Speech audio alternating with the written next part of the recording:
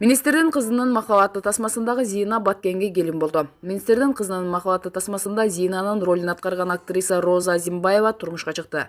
Бул тууралуу Супер KG порталына ырчы аранжировкачы Өктөм Сапаролу билдирди.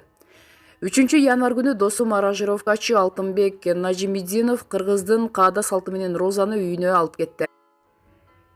2 жаш бүгүн Баткен шаарында Алтынбектин кичи мекенине барышты. Алтынбек менен Роза 2 айдай кыз жигит болуп сүйлөшүп жүрүп, баш кошушту дейт Өктөм мырза. Булак Супер KG сайты.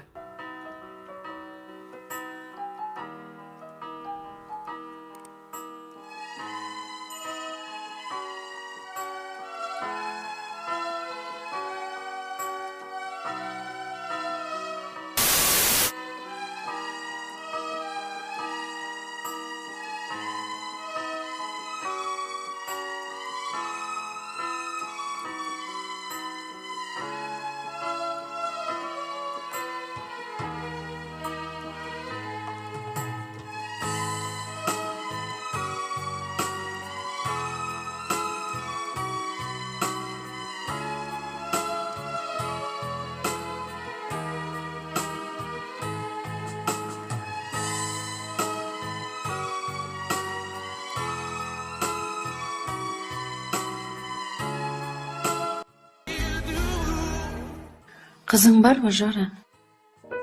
Жоқ, Övüşüp gördün bile. жоқ.